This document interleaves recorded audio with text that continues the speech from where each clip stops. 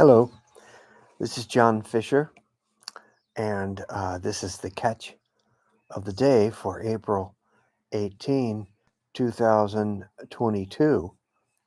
And my title today, God on the Move. This is part of our series on the Jesus movement for today. Where did the Jesus movement start? Everywhere. This is a key component of the Jesus movement.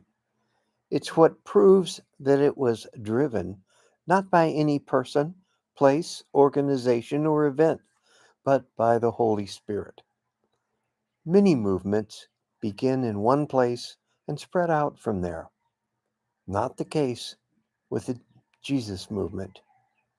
If you traveled anywhere during the late 60s, early 70s, you would find a vast spiritual hunger at work. People everywhere wanted to know about Jesus.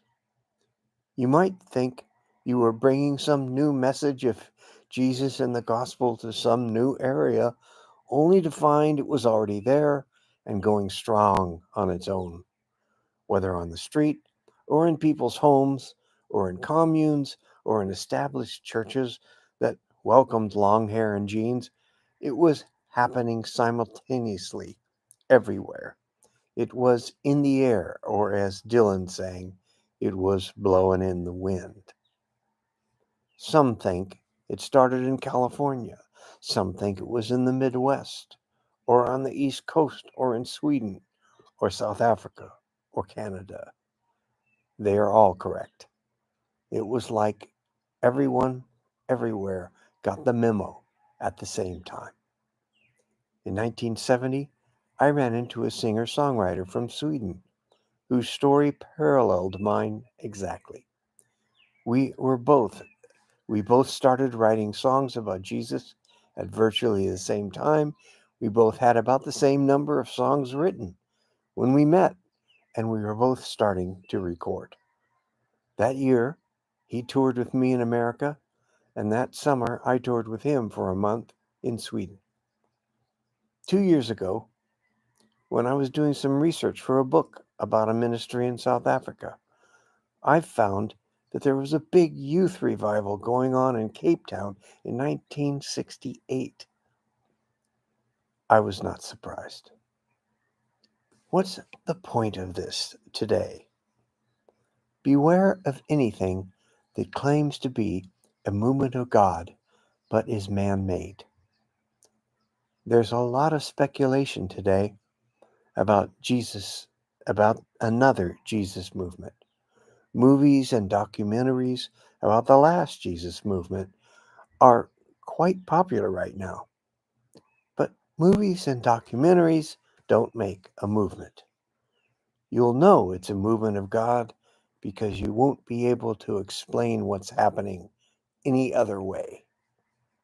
But also, beware thinking there has to be a movement in order for God to be doing something.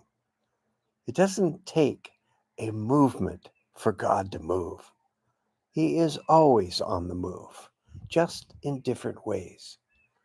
We like movements because they are dramatic and exciting, but they are rare and far between.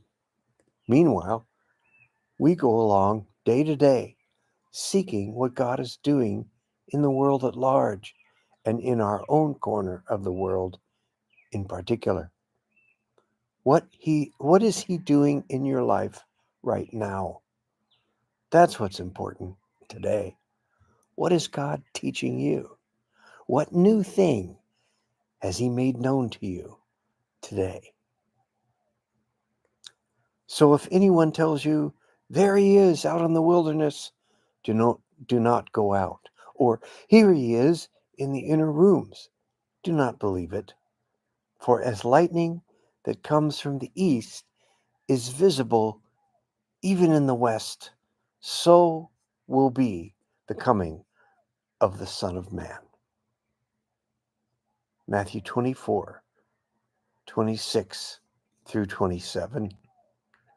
This is John Fisher for Grace Turned Outward.